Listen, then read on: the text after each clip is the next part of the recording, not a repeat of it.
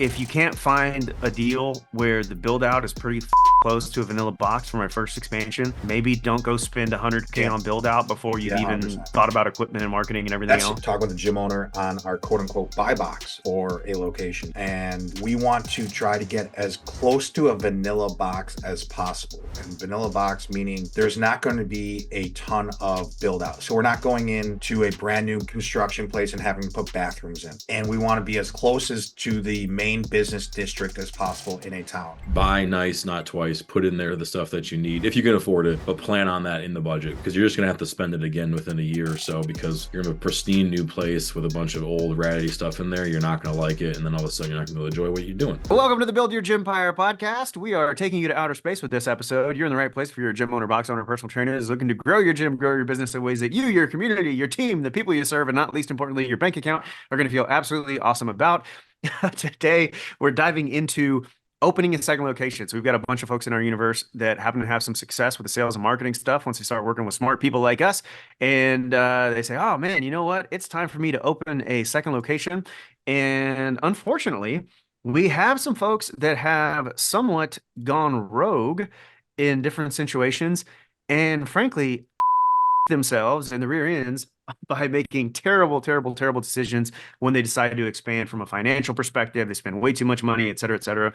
And so we have two gentlemen on the call that have, I think done things really well. They've also probably made some mistakes in expanding and whatnot. And I would love to dive into all right, I'm a gym owner that is looking to open my second location. I've got some cash, I've got profitability. Maybe I have the person that I think is going to run it. What is it going to cost me to open up a new studio? I know we have two separate models, so maybe we'll jump to Connor first on this one. All right, I'm opening my second location. Give me the Connor Flex consult on what I should be looking at in terms of build Yeah. out. Like, what does it take to build out that second location? So we're talking flex model semi-private, correct? Semi-private, small group Semi-private training. studio. Yeah. Yeah. Okay. So yeah, I'll tell you, I was just talking with the gym owner on our quote unquote buy box for a location. So we're looking at anywhere from pretty much 1,700 to 2,000 square feet. And we want to try to get as close to a vanilla box as possible. And vanilla box meaning there's not going to be a ton of build out. So we're not going in to a brand new construction place and having to put bathrooms in. Like that's already like we may update the bathrooms with some new paint or tile or something like that, but we're not putting in structural plumbing and electric and all that stuff. So we want to try to get as close to that buy box as possible. And we want to be as close as to the main business district as possible in a town. So like the downtown area. With it, when it all comes out said and done, if we can hit those kind of key metrics, we'll probably be anywhere between 80,000 and $100,000 total from start to finish in terms of equipment, in terms of staffing, in terms of build out, in terms of marketing dollars, marketing spend, literally all in 80 to $100,000. So 80 to 100K total. So all in, I want to open I'm licensing the flex model, whatever, Hey, let's somehow, do it, guy. right? Yeah, Let's let's do do it. it. I'm licensing the flex model. I want to go open up a gym here in town. It's my first expansion, if you will.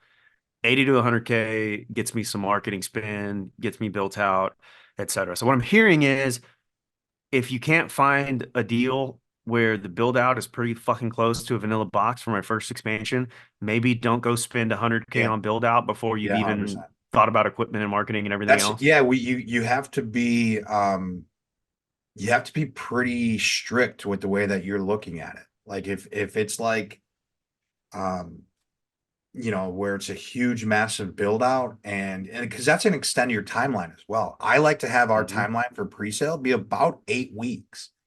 I don't like anything more than 8 weeks just because again, what are you selling them into? Like you're selling a pre-sale into, you're 12 weeks away from grand opening and you're selling them and taking credit card for something that they're not going to do for 12 weeks. That's something that I learned through our first couple pre-sales. So I like an 8 week pre-sale. So you have to be signed lease to opening within 8 weeks. If you're putting in bathrooms and doing some major renovations, it's probably going to be impossible. So not only are you blowing budget, but you're also blowing timeline. So We again, have, it's really clear picture on what you want and need. we have a guy that did exactly that. He went and got a console from some like higher end, like fancier gym build out person. And so now they're doing all this architecture and everything else. I think they signed a lease in November. They're still like they're still thinking maybe June to open. Yeah, And the it's guys terrible. had the paper signed and they're blowing through budget and everything else. Just a complete fucking nightmare. When it's like, be patient and find a different deal. Yeah, Just would be infinitely better. And you're probably open by now. Like yeah. you waited 2 months to find a better deal. Like you are probably open before you would have like, oh, this is the maybe the ideal situation or whatever it is. What are you looking for? Is there an amount that you're looking for in terms of rent that you want to stay under? In my area, so we're in the Chicago suburbs. I want Yep. to stay under about $6,500, $6,000 to $6,500 per month. Okay. If again, there's some wiggle room in that, because obviously we would just adjust pricing accordingly to hit our margins that we want. But Yep. I kind of do think there is a, um, maybe it's self-imposed, but a little bit of a ceiling on certain price points on how high we can go to start where the numbers don't make as much sense anymore. Yeah. And that is for the folks listening that's going to be very market dependent, right? So 6,500 may be too high for a small group training like only thing, a 2K square foot type deal in Mark's market. It might be too low. Like if you're in Manhattan, I remember talking to Yeah, Mark Fisher and it's absolutely. like, oh my God, like your rent is what, right? That's going to change what you have to Yeah. do from our pricing and everything else. But To give you a for little bit a, more insight on us, like we're about 349 price point a month. mhm, So we yeah. we want to, our goal is to get about 125 members at 349, and margins still make really good sense at that $6,000 a month all in the rent.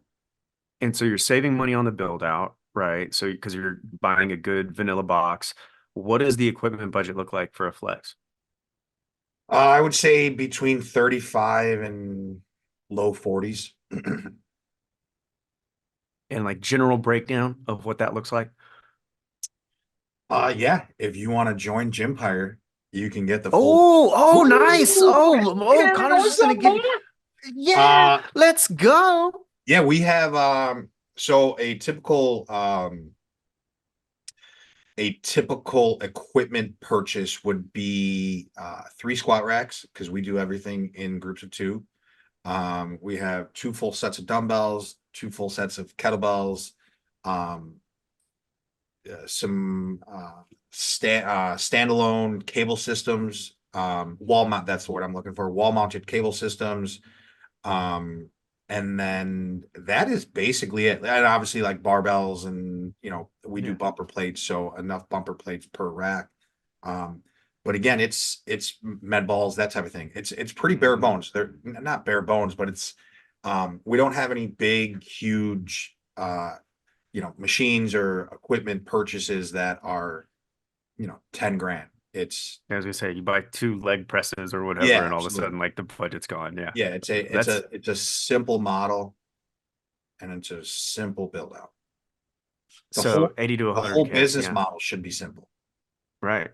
Right. People get in their own way by thinking, hey, I need this, I need that, but um everything should be super simple. Yeah. That's great. Okay. So Connor crushed that mark. Now let's go to the exact opposite. Let's go to the Yeah, let's go exact to the opposite. Let's exact go with the opposite. exact opposite. So if you haven't listened to every episode, right? So Connor has this very, very simple, very scalable model that is kind of becoming, I feel like, the rage, at least in our circle. Like it's probably not as big as we feel like it is, but so many of our buddies that have come up in the industry are like doing this thing that I mean, Connor was the first guy that also like really moved into scaling it. But who the chicken or the egg, or who was the chicken and who was the egg, remains to be seen. And then there'd probably be a nice, fun fight between all of you fuckers. But Mark does not do things that way, right? Mark is in these crazy mega facilities. He had a basketball court in one that you should go back and listen to Financial Fuck Ups episode to hear him talk about that. But like, Mark, as you're expanding into this Okay, Connor needs 125 members. It's one target market essentially, right? One type of training they're doing, etc. You've got the athletes, you got the adults, yada yada yada. What does a new location look like for you? Yeah, well, first off, I am kind of the outlier, and so I can objectively say, knowing everybody, like Connor is the most dialed in, and that's why everybody wants to talk to him, including GR, who's trying to rip information out of him every little Hell detail. yeah. Hell But yeah. because it is so dialed in and scalable too, and again, when you have that type of like size and model you're going for, then these certain things definitely have effect to where, especially if you're going to create multiple, for me, it's like they're big enough. We're in between. Most of our facilities are 10 to 12. We do have one that's 8 to 12,000 square feet. Like we could always just add margin. We could always add stuff, right? We're big enough square footage wise where we could do that. If you're in 1,800 or 2,000 square feet, it's hard to add that. So your model has to be so dialed in, and that simple is key. And that's what makes Connor so successful with that. And then when people try to go above and beyond that, or try to say, well, what about this? And they get in their own way, and they can do that. They're just not going to be it's not going to be as fluid as they may think. And then they come and ask me, hey, I want to train athletes. What do I do? I need a big facility like this. And the answer is yes or no. I've done it all. A small facility, I mean, walking into a small, starting in our original facility, to ask your question, like you're taking a bunch of old equipment, throwing it in there for 20, and then piecing it together with 20, 25 grand, and then let's get going. That's business startup phase, right? From there, we went into a new building, so we did do the build out, right, of our little office area. The shell was created, but we were a tenant, took it over, and then obviously we did a build out in a 10,000 square foot space, and then we took our old equipment and you throw it in this space, and you don't even have enough stuff to even fill it, right? So then you have to go buy new stuff. So we kind of piece that together in phases. Um, which is my first point too, especially if you're expanding or creating or upgrading or making it going from one to two even, right? Then it's like buy nice, not twice, put in there the stuff that you need if you can afford it, but plan on that in the budget because you're just gonna have to spend it again within a year or so because you're in a pristine new place with a bunch of old ratty stuff in there. You're not gonna like it, and then all of a sudden you're not gonna be able to enjoy what you're doing. Um, so that's another little tip on that. But we did the build out. The second one our second facility, I should say, technically our third, but we took over an existing space. I was able to buy some of the equipment that was in there, so no build out and substantially less expense to do that one. That's why it was such a great deal, and we learned along the way. Um, and how to do that. And then the third one, we remodeled the building. It was during COVID when we remodeled it completely. So a lot of money into the remodel. And the fourth one was built from scratch, right? So we were involved in the construction side with that too, and then outfitting it with everything that's completely brand new as well. So I don't know if you want me to get in specifics or you have specific questions on each one of those phases, I can dive in. But yeah, substantially different. I'm not saying that's the right way to do it at all. It works for us just because of our model. We basically have like the Connors model under our roof in addition to our athlete model. That's kind of how we structure things and do that. So we basically have two operations under one roof. So if you want to look at that from a budget standpoint, yeah, it's like double or triple what Connor mentioned because it is basically two businesses under one roof. Which I think is still instructive. So the fact that you are like for folks that are listening to this, okay, pretty much none of you are probably Mark, right? Certainly not Mark now. Maybe you're Mark 8 years ago. I don't know. But you're almost certainly not Mark now. Mark has done this over and over and over.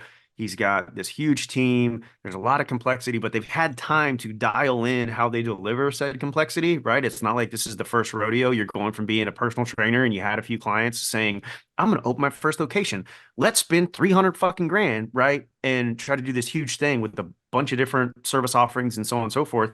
It's very instructive to me that you're still, like you said, 2 to 3 times what Connor said.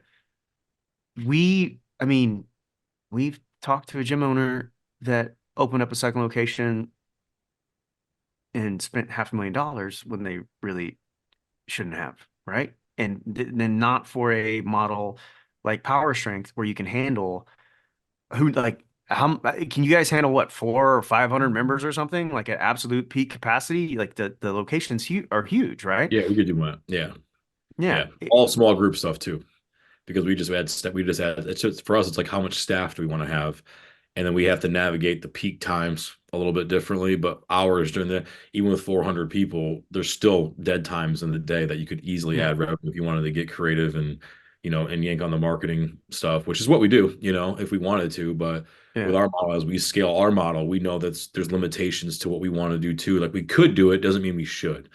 So Yeah. I think it's a really important thing. Plus, you have to put your investor hat on a little bit. Spending 500 grand to open a second, and you can't get how quickly can we get that back? So every investment that we make, real estate aside, because we are involved with some of these real estate deals, Hmm. um, that's a whole different separate conversation. But it does change the dynamic. It changes the metrics we're looking for. So like, hey, how much your rent? What can your model rent wise handle? Like we know what that number is, but if there's a real estate play involved, then that's a little bit of a factor to decide on like, are we okay with this? What does it do to the model? How are we gonna make this up? Does it fit into the long-term scheme, right? For power strength, but also separately for myself personally or whoever else is involved. So it gets complicated with that even too. But you're right. Like we've been conditioned to do this. For us, it's kind of normal. Um, and it's not one to mimic, especially right now. I've owned multiple locations more than I own one, for longer than I Yeah. own at this stage Yeah. of my career and I should say business ownership. So I think that's really important to understand as you go into this. Like I'm a owner of gyms, I should say, rather than just one gym owner. And so there's a different level to that to decide from the decision making and scalability and all that extra stuff too. I think that's a huge point. And yeah, I feel like some of these guys that are trying to open up their first second location, right? They're doing their first expansion are taking more of a risk than seasoned, like just from like a pure financial outlay perspective, right? Like it's going to be riskier because they don't have the experience in general, but they're taking more of a risk from just a purely financial outlay perspective than someone who has done this multiple times. Like that's Yep. telling, like one of the best And ways to yeah, have a good business is to not fucking die, right? To two like things. not fucking go Yeah, out of yeah. business. Well, two things too. It's like number one, if this because this is becoming more and more common in our industry too. Like if you want to build wealth or longevity or staying power and do this for a long time as a gym owner, then having multiple facilities is a great plan to do that. But it comes with a separate set of issues and problems, and then a whole different mindset shift and everything.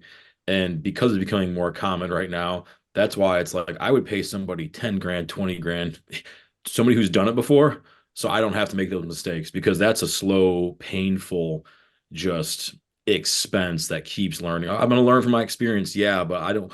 Why would you want to learn from that experience if you just pay for it now and then not let it compound? Because what you got, like exactly what you said, you're that guy who signed a lease in November and then not open yet in June, which I've done that too, right? And I can say from this experience, which I haven't done twice as long as that. We signed something, but with construction and new builds, yeah, sometimes it takes 18 months. And I can't tell you now again, I know going into that now because I've done it recently, and I may be doing it again, question mark. But I don't allow my headspace to go that to me now it's just a project, it's on my to-do list. I have to do that. But when I'm doing that initially, it's like that's all you think about. And so your number one, your other facility is definitely suffering. Your team at that facility is definitely suffering because you're not giving the attention it deserves. That's costly as well. And so that's something that most people don't consider when they start to expand open facilities. The metrics Connor gave you is really simple. This is the budget, this is the equipment. That's a kind of fun for us as gym owners too, right? It's stressful because we know we're gonna have to make it up, but like we like buying that stuff. Like we like looking at that. We like doing layouts. We like looking all that. And so that's like the fun part of it. And we've spent a lot extra time doing that too. But they don't, and we look at the budget, what's going to cost us. We're not looking at the true expense of what's costing us that we don't see. And I think that's something really important. And something that's been there, somebody who's been there, done that. Like if you can find those people, or join Gympire VIP, they'll tell you Ooh. exactly what to do, Mm, mm. like money well spent. You'll never spend a better dollar to get your investment back like faster than that because the mistakes you avoid are like it's insane. It's so insane, because even for now, I know when I make a location, I know exactly it's 12 to 24 months, somewhere within there. It'll normalize, actualize. because of our growth plan, because of our marketing, because of our team, what's needed when, and get to the exact number we need to do. If we're working hard, but it's avoiding those pitfalls, especially out of the gate. I think that's super valuable, super important, and can't stress that enough. Well, I mean, the point honestly, is, like if you think go about ahead, it, Connor. it's just like when you were first starting out, all gym owners, like when you're first starting out and you start to make a little bit of money, like your first thing is like, oh, I need X piece of equipment, or I need to do this. You know what I mean? Like, and it's having these like stupid thoughts, but it's just at a way larger scale. So like if you go outside of what you set out to do, like that's just you're living in la la land, and you think and like you hope that it's going to work out, but like the most successful people, and even outside of the gym industry, like the most successful people have really clear vision of what they want and what they need to do to be able to get that, and that they don't live in hypotheticals. They don't live in like, hey, I'll figure it out, or hey, I'll make it work, or we'll adjust this and make it work. Like they just are super clear on what they want. And that's something that I took, like where we know exactly what we want. So it's really easy to get that when we can say no to everything else. If it's 2,500 square feet, guess what? We're going to say no, Mhm. So like It's a I just think banger. it's I think it's important to know exactly what the situation that you need to go in to get the second location and third and fourth bit. That's also like that's a perfect mindset to have. That's why Connor's had success, because he knows exactly what he's looking for too. And that boils down even into the model that you're running, right? Because that has different expenditures. And so, use my own personal experience with that. Our first facility, we had like maybe 9 yards of length of turf, right? And we're training athletes, and it worked for a number of years, a handful of years. It worked fine. But I knew if we wanted to do our model the best way, give the best results we could, probably gonna need a little more space than that, right? So now we need longer straightaways in our facilities to be able to do that kind of stuff, because it's the main part of what we do. It's 55 to 60% of our business is training athletes, and we need to run. Now there's always different machine, all this extra stuff, but like we need bigger spaces. That's a bigger expense. So my model has to fit that larger expense based off just our training system, just our training services that we want to do. And so we say no to other things that we may not use, right? Other pieces of equipment or everything else that we may not use, because we need to pour into what we do best first and what we need first. And then motivation to be successful is if you have a little bit extra, or if you want to spice it up, then you can get kind of what you like, or like kind of want versus what you need, and then you piece it together. And we still do that like to this day. But the filter is always, what do we need? What's our service? What do our members need? What do our coaches need to get results? Let's get enough of them, or get enough, like, or keep those really good, and then reinvest, and then maybe you can get what you want or prefer. And I think that's just really important to do, but it's exactly what Connor said, of knowing exactly what you want and don't negotiate with yourself. I think it's telling that you are in both of your cases, right? So, Mark, you're making the decision to do these bigger facilities. You did not start that way, right? And you have dealt with like you've dealt with, oh, I have to grow two separate facilities, right? In two separate locations. That's a very different thing to have experience with than I'm a trainer. I'm training people out of my garage. I'm gonna go open up my first gym, or I'm a pretty good gym owner in one location. I'm gonna go open a second one. You're taking these risks in a more calculated fashion because you've already dealt with, you know, the idea of growing a location in a separate place, the idea of making something that's bigger, more expensive, et cetera, profitable, and so on and so forth. So it's like you guys are making these decisions based off experience. They go back to the super pitchy shit. Like we make the joke of like, yeah, do Gympire VIP.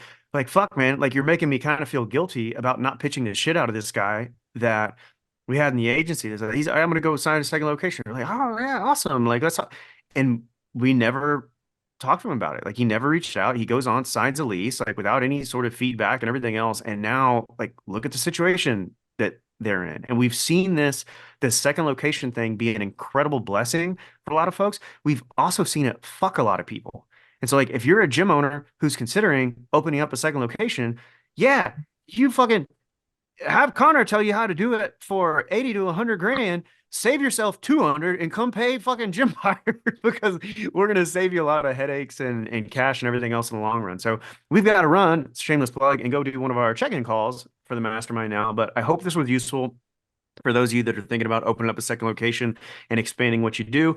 Let us know what questions you have, what you'd like to see us talk about next in the comments. Leave us a really nice, loving review, and we'll love you forever and maybe even have you on for some Q&A. And that's it. We'll talk to you soon. Great episode. Appreciate you guys. Good work.